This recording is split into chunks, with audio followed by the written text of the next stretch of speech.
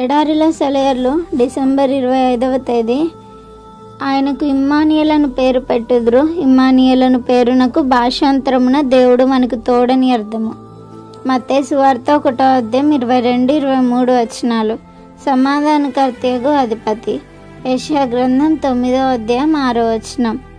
గాలిలో పాఠం రోగింది, నింగిలో తార వెలిసింది, తల్లి ప్రార్థనలో పసికందు రోదన కనిపించింది, తార వెలుగులు చిమ్మింది, వెలుగు జీవులు గలమెత్తారు, బెత్లెహేములో పశువుల పాక, రాజాది రాజు రాక. కొన్నేళ్ల క్రితం ఒక క్రిస్మస్ కార్డు చూశాను. దాని మీద క్రీస్తు పుట్టకపోయినట్టయితే అని రాసి ఉంది. క్రీస్తు పలికిన మాటలే దాని ఆధారం. నేను రాకై ఉన్నచో ఆ కార్డు మీద ఒక పాస్టర్ గారు క్రిస్మస్ రోజున చిన్న కునుకు తీస్తూ క్రీస్తు రాకకి నోచుకొని ఈ లోకము గురించి కలగంటూ కనిపిస్తాడు. ఆ కలలో అతడు తన ఇంట్లో నుంచి చూస్తుంటే క్రిస్మస్ అలంకారాలు ఏమీ లేవు. రక్షించడానికి, ఆదరించడానికి, ఓదార్చడానికి క్రీస్తు లేడు. అతడు బయటికి వెళ్తే వీధిలో తల ఎత్తుకొని నిలబడి ఉన్న చర్చి గోపురం లేదు. అతడు తిరిగి వచ్చి తన గదిలో చూస్తే రక్షకుని గురించిన ప్రతి పుస్తకము మాయమైంది. తలుపు చప్పుడైతే వెళ్ళి తలుపు తీశాడు. ఒక పిల్లవాడు తన తల్లి మరణశయ్య మీద ఉందని వచ్చి చూడమని అన్నాడు.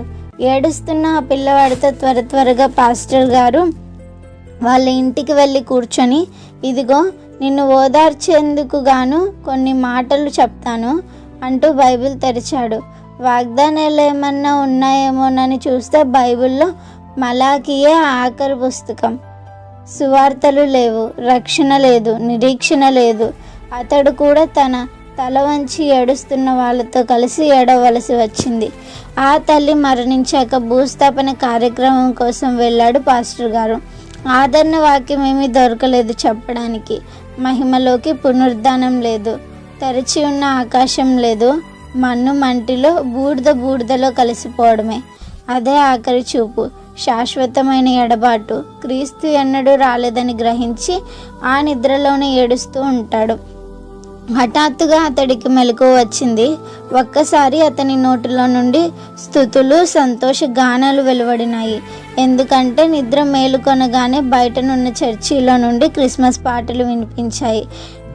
సద్భక్తులారా, లోకరక్షకుడు బెత్లెహేమందు నేడు జన్మించును. రాజాదిరాజు ప్రభువైన క్రీస్తు నమస్కరింపరండి.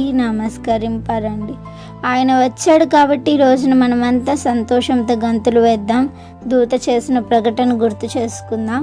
ఇదిగో ప్రజలందరికీ కలుగబో మహా సంతోషకరమైన సువర్తమానము నేను మీకు తెలియజేయుచున్నాను. దావీదు పట్టణమందు నేడు రక్షకుడు మీ కొరకు పుట్టి ఉన్నాడు. లూకా సువార్త 2వ అధ్యాయం 10-11 వచనాలు. అన్యజనుల వైపుకి మన హృదయాలను మళ్లించుదాము. క్రిస్మస్ రోజు లేని ప్రదేశాలను గుర్తు చేసుకుందాం. పదండి, క్రొవ్విన మాంసము భక్షించండి, మధురమైన దాని పానము చేయుడి. ఇది వరకు తమ కొరకు ఏమీ సిద్ధము చేసుకొనిన వారికి వంతులు పంపించండి. నెహెమ్యా గ్రంథం 8వ అధ్యాయం 10వ వచనం. Praise the lord.